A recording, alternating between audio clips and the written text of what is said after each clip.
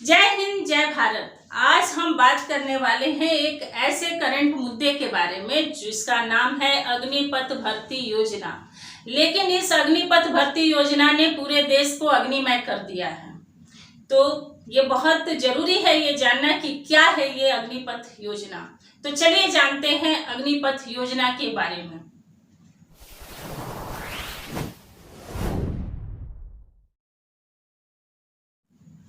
आज हम बात करने वाले हैं करंट के एक बहुत ही चर्चित मुद्दे को, जिसका नाम है अग्निपथ भर्ती योजना। इस अग्निपथ भर्ती योजना की वजह से पूरा देश अग्निमय हो गया है। तो चलिए जानते हैं कि क्या है ये अग्निपथ। अग्निपथ भर्ती योजना केंद्र सरकार द्वारा लाई गई नई स्कीम है जो भारतीय सेना के तीनों अंगों जल सेना, थल सेना और वायु सेना में सैनिकों की भर्ती होगी। इस योजना के तहत अब जिन सैनिकों की भर्ती होगी उन्हें 4 साल के लिए अनुबंध पर लिया जाएगा। उसमें उम्र सीमा है 17.5 साल से लेकर 21 साल के युवाओं की इसमें भर्ती होगी और जब उनका सेवा 4 साल हो जाएगा तो उन्हें रिटायर कर दिया जाएगा। इस नई स्कीम को लाने के पीछे सरकार का उद्देश्य क्या है, सरकार क्या चाहती है, इसके बारे में हम बात करेंगे। सरकार का कहना है कि इस नई योजना के तहत रोजगार के अवसर बढ़ेंगे। ये स्कीम सरकार बहुत सोच समझ कर लाई है क्योंकि इसके तहत रक्षा बजट का लगभग 60% जो बजट का पैसा होता है वो सैनिकों के वेतन और पेंशन पे खर्च हो जाते हैं। इसीलिए सरकार चाहती है कि इससे जो पैसे बचेंगे उसे रक्षा उपकरणों में प्रयोग किया जाए, यानी नई नई टेक्निक के उपकरण खरीदे जाए जिससे देश की सुरक्षा को सुनिश्चित किया जा सके।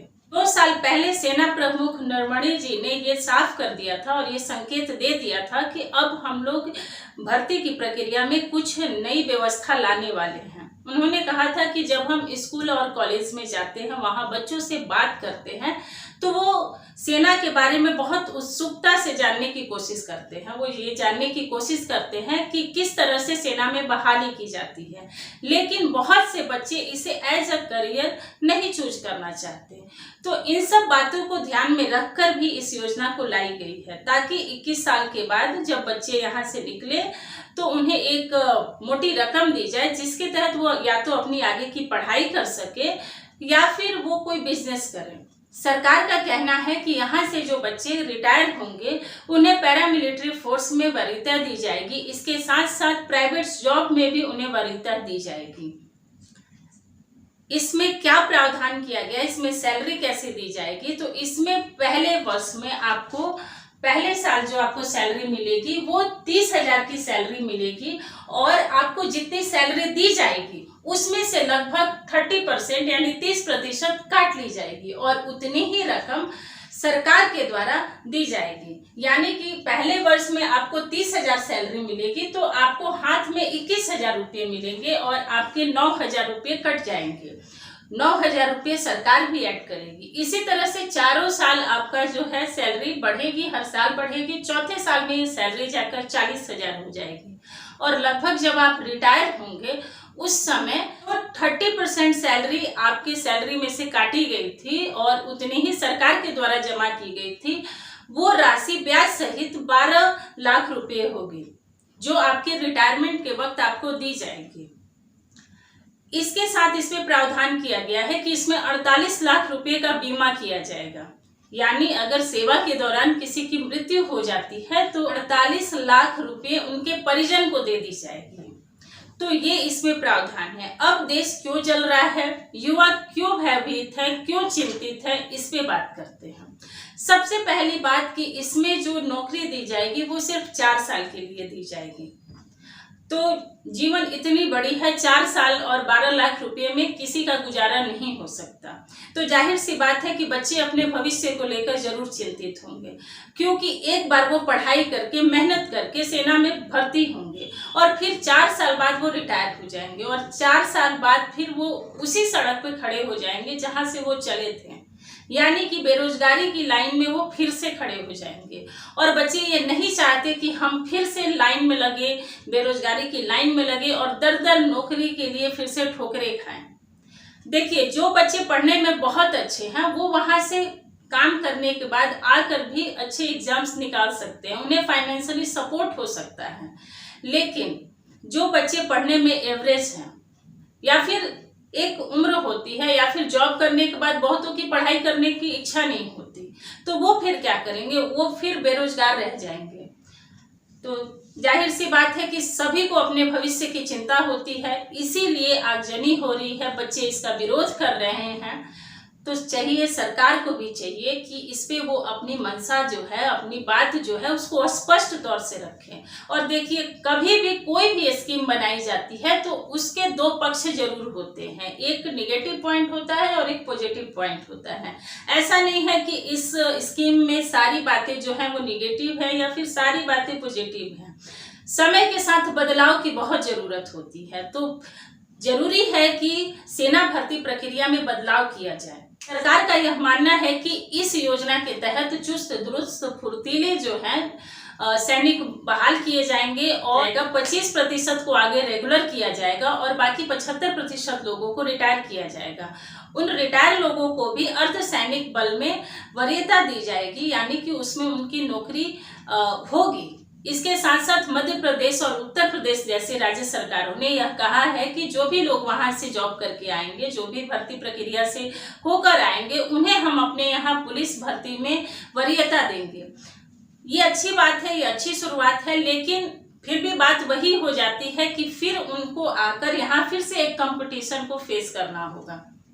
इसमें एक बात जो सबसे ज्यादा निकलकर सामने आ रही है वो ये आ रही है कि सभी को अपने भविष्य की चिंता हो रही है। तो चाहिए कि सरकार अगर खुलकर यह बात कह दे कि जो भी बच्चे हमारे राज्य से सैनिक भर्ती प्रक्रिया में जाएंगे, वो अगर जॉब से आते हैं तो हम अपने यहाँ जॉब में उनकी 100% प्लेसमेंट की व्यवस्था करते हैं। तब जाके कहीं ये बवाल जो है वो थम सकता है। और केंद्र सरकार को चाहिए कि वो ये सुनिश्चित करे कि यहाँ से जो भी बच्चे रिटायर होकर आएंगे उन्हें हम अर्धसैनिक बल जैसे कि एसएसबी, आईटीबीपी, सीआरपीएफ, सीआईएसएफ और बीएसएफ जैसे इंडियन पैरामिलिट्री फोर्स में उनकी जगह जो है वो सुनिश्चित करते हैं।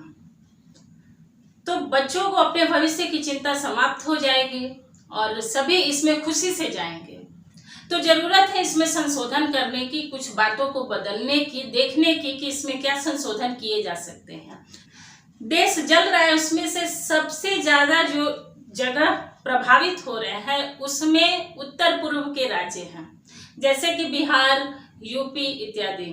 तो यहाँ जनसंख्या ज्यादा है, यहाँ से लोग ज्यादा जाते हैं क्योंकि यहाँ पे सरकारी नौकरियों का बहुत क्रेज होता है, लोग सैनिक भर्ती में जाते हैं। अब इन्हीं राज्यों में इतनी ज्यादा तोड़फोड़ और आगजनी क्यों हो रही है? इसलिए हो रही है क्योंकि यहाँ की जनता जो है वो पहले से ही बेरोजगारी से त्रस्त है। यहाँ की राज्य सरकारें उदासीन हैं, यहाँ पे कोई इंडस्ट्री नहीं है, यहाँ पढ़ाई की कोई अच्छी व्यवस्था नहीं है, यहाँ जनसंख्या घनत्व भी बहुत ज्यादा है। इसके साथ साथ यहाँ पे रोजगार की संभावनाएं बहुत कम है, लोग निर्धन हैं, बेरोजगारी बहुत ज्यादा है। यहाँ से आप देखेंगे कि प्रवासी लोग बहुत ज्यादा, यहाँ से लोग बाहर जाते हैं, बाहर के राज्यों में जाते हैं काम करने के लिए। तो यहाँ के बच्चे ये नहीं चाहते कि हम नौकरी करने के बाद फिर से 4 साल बाद लाइन में लगे, नौकरी के लिए फिर से लाइन में लगे, फिर से बेरोजगार की श्रेणी में खड़े हो जाएं। क्योंकि जिंदगी लंबी है, इतनी छोटी तो नहीं कि 12 लाख रुपए पर जीवन का गुजारा हो जाए, क्योंकि इसमें पेंशन की कोई व्यवस्था नहीं की गई है। इसके साथ साथ बच्चों का कहना ये भी है कि जितने भी हमारे यहाँ नेता हैं वो अगर जितने चुनाव जीतते हैं, वो चाहे विधायक बन जाए, सांसद बन जाए, मुखिया बन जाए या फिर कुछ भी बने, तो जितनी बार जीतते हैं, जितने पद पे जीतते हैं, उतने बार का उनका पेंशन निश्चित होता है। और हम देश की सेवा में अपनी जान लगाने जा रहे हैं, तो हमारे लिए कोई व्यवस्था नहीं की गई। अगर हमारी जान चली जाती है तो सिर्फ 48 लाख रुपए हमारे परिजन को दे दिए जाएंगे। तो क्या ये काफी होगा? इस पे सोचना, विचारना सरकार का कर्तव्य है, सरकार का यह कर्तव्य बनता है कि वो इस पे एक बार सोचे, दोबारा सोचे, बच्चों के हित के बारे में सोचे। और ये स्कीम अच्छी है, बदलाव होनी चाहिए। बदलाव समय की जरूरत होती है, समय के साथ परिवर्तन बहुत जरूरी होता है। सरकार परिवर्तन जरूर करे, लेकिन परिवर्तन सबके हित का ध्यान में रख के करे। ये चाहिए कि बच्चे इसमें खुशी से शामिल हों, क्योंकि जब किसी चीज में खुशी नहीं होती तो फिर उसमें हम अपना 100% योगदान भी नहीं दे पाते। आपकी इस योजना पर क्या राय है? आप मुझे कमेंट करके जरूर बताएं। आप क्या सोचते हैं कि ये योजना कैसी है? आप कमेंट जरूर करें, बताएं आप इस पे क्या विचार रखते हैं अपने। आपको मेरा आज का वीडियो कैसा लगा आप मुझे कमेंट करके जरूर बताएं। मेरे वीडियो को लाइक करें, शेयर करें, सब्सक्राइब करें। धन्यवाद। जय हिंद, जय भारत।